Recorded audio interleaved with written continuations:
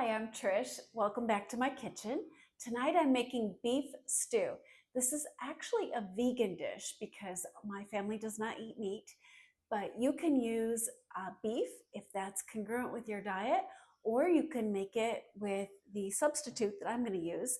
It's called unmeat, and I buy this at Walmart, and it's roast beef style.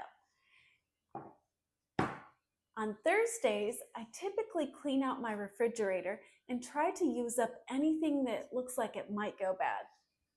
If I can't put it in the freezer, then I'm going to make a stew or a pot pie, and that's what we're doing today. So I have leftover potatoes, half a bag of carrots, sweet onion, some celery, and some vegetable bouillon. We're going to put everything into our 6-quart stock pot, and then we'll go do some chores while it cooks on the stove. Let's get started.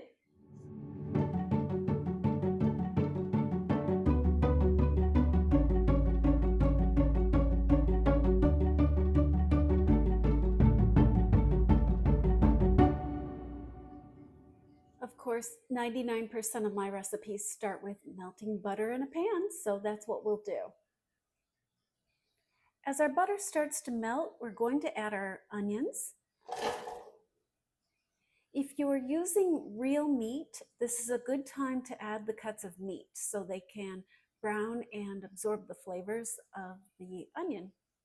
If you're not a meat eater and you're opposed to using the pretend kind, you can also substitute slices of a portobello mushroom in here, or you can leave it out altogether and just use the vegetables. Next, I'm going to add my sliced celery. I like for my onions to cook down and even get a little bit brown, however long that takes. I find that the time really depends on what type of pan I use. At this point, I like to add about 2 tablespoons of flour. You'll mix that in, and this is what gives us our really nice, rich gravy. When your flour is mixed in with the vegetables, it's time to add your broth.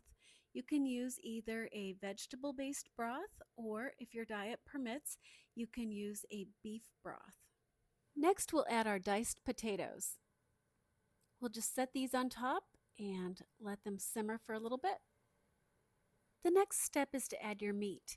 You can use real meat if that's part of your diet. You can use the canned imitation meat, or you could substitute sliced portobello. I'm going to turn down the heat and let this simmer for a little bit. I'll cover the pot, and this is a good time for me to take Sydney to the dog park for his play date.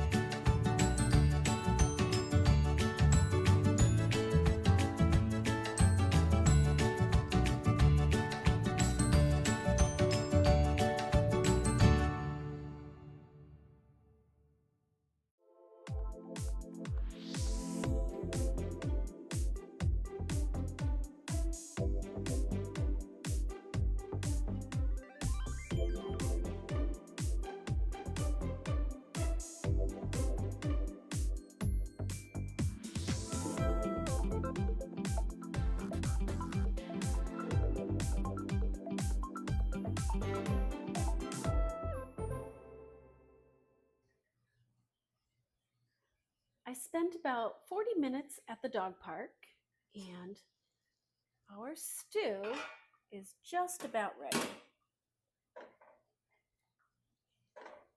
It's perfect. It's got an excellent gravy. It smells really nice.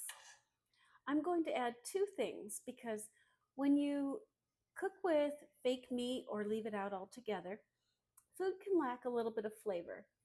I'm going to add ground mustard and cayenne pepper.